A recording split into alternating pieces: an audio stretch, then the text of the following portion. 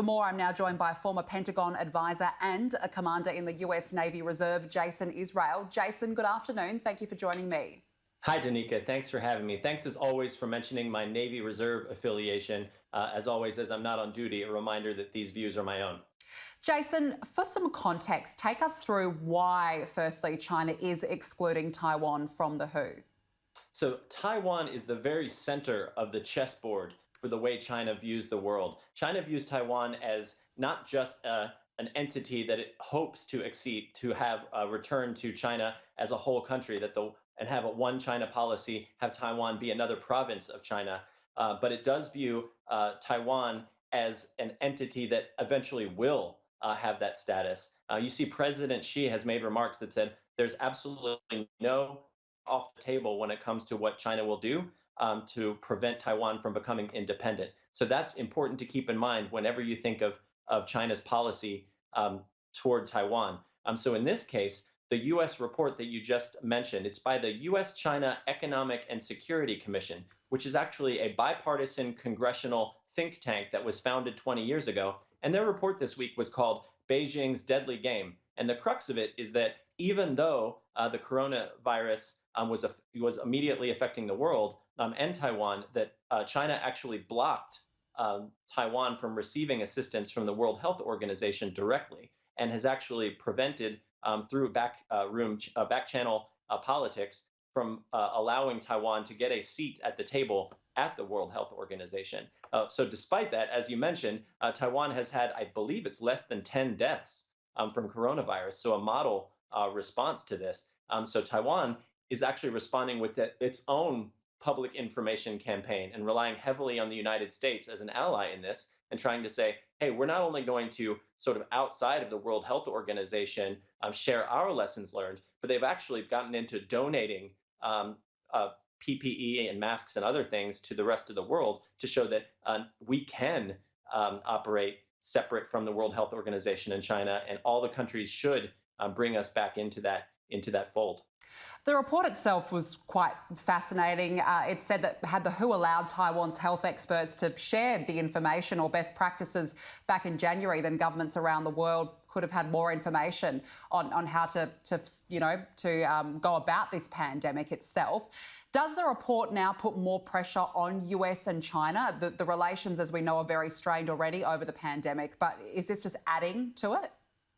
So I don't know if it actually adds to the pressure, Danica, because that's already there. What it does is it gives a few data points sort of in support of showing that China will use really any diplomatic or otherwise tool that it has in order to prevent Taiwan from having that global stage. And right now, as we've talked about previously, no country's national interests are being put to the side. Countries are just trying to pursue their national interests without making it look like they're taking advantage of a pandemic, right? So in this case, it looks directly like China is, not allowing the pandemic to continue without directly helping Taiwan in any way that it could, and that's politicizing the pandemic. So little data points like that can add up on either side of the debate, and it could make a difference. It's actually a very fascinating report, Beijing's Deadly Game. It's certainly one to read. Let's move on now. This week, the US Space Force released its first recruitment commercial. Now, the commercial itself is the first promotional video for a new service, but it's actually in an effort, Jason, to attract recruits to join the military's 6th branch. What does that mean? Take us through it. That's right. So let's just start off with what the U.S. Space Force is and isn't. So a year ago, when President Trump announced that he wanted to create this new branch of the armed forces, it actually was taken out of the Air Force Space Command and simply renamed the Space Force. So all of the functions that were there have simply continued and mainly made a sort of a bureaucratic move to make the U.S. Space Force happen. So the questions are, why would that happen? Why would you add sort of bureaucracy to make that happen? Well, I think a year ago when I was asked about this, I said, well, the one thing that throwing something like the U.S. Space Force together is it might make you able to get recruits. If you're able to make attractive recruitment commercials and brand it in a certain way, you might be able to get, everybody's recruiting for people that would be able to, people that are technologists and engineers and scientists that might go elsewhere, trying to recruit them to the U.S. Space Force. So that obviously is happening this week. On the other side, being the first country to create a space force, it might be pioneering, but it also could send a signal to other countries that there will be a sort of an arms race for space, that somebody's militarizing space. So that's sort of the argument against it. So pros and cons. We'd all like to think that going forward, we could think of space as a place for exploration and peace. But unfortunately, even examples like Antarctica or the Arctic Circle on the Earth really show that that's not exactly how each country is going to look at places that should be used, sort of a common ground for peace and exploration. So there's a lot there. And yeah, I even noticed that the US this week was putting out laws or governing laws for all countries to abide by in terms of its Artemis mission to get a man back to the moon. But in terms of the US Space Force, it's been granted access to work alongside SpaceX. Now, this is, of course, Elon Musk's company. Is that an interesting partnership? It is, but actually, if you look at the last 20 years or so, the U.S. and NASA have reduced the number of rockets and other space launches that it's performed as a government, and it's actually contracted those out. I believe the base contract for SpaceX is about 300 million. So it doesn't just include 300 million US dollars. It doesn't just include this advising and learning about space travel or about launches. It actually includes launches themselves. So SpaceX launches both satellites and also will actually send astronauts to the International Space Station, for example. So that's a growing partnership. The expertise is there. It's just interesting to note that the private sector has developed that, and that's who the U.S. government is learning from when we're doing that. On a side note, before we finish this, I have to ask. I don't know. If I try to find out, I'll let you know. If it's a coincidence that the comedian Steve Carell of The Office and his Netflix show called Space Force, which is sort of a mockumentary, launched. I think the trailer launched the day before this recruitment commercial.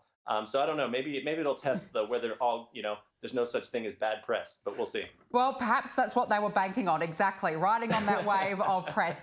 Just finally, debate is continuing in Germany, Jason, over whether to continue to allow US nuclear weapons to be stored there. This week, NATO Secretary General, he entered the debate itself. Could this potentially be of interest to Australia, of course, given that we are an ally to the US and perhaps could even be called upon, as we know, to help the US out? Yes, absolutely. So the U.S. and Australia partnership the alliance has grown even more important in the last several years. So there's always the question, I know, on Australians' minds, whether you're in the Australian Defence Force or in the security policy or just paying attention to what the U.S.-Australia alliance future is what is it that Australia may be asked to do?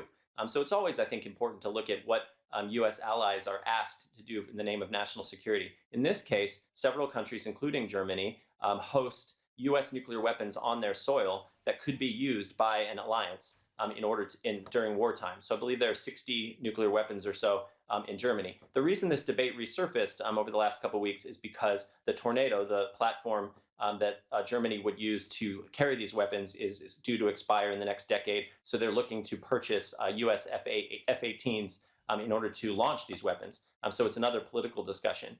The Secretary General Stoltenberg of NATO weighed in with an op-ed this week and gave all the reasons why Russia is still, building a nuclear arsenal only 500 kilometers away from Berlin, and all of the reasons why NATO is still relevant, and that the nuclear weapons that are stored around Europe are important to security. Now, of course, Australia is not a member of NATO, but the question would be, what kind of analogy would there be there, and would there ever be a question of whether the U.S. would ask Australia to in some way support nuclear weapons or in interoperability or actual physical storage in Australia?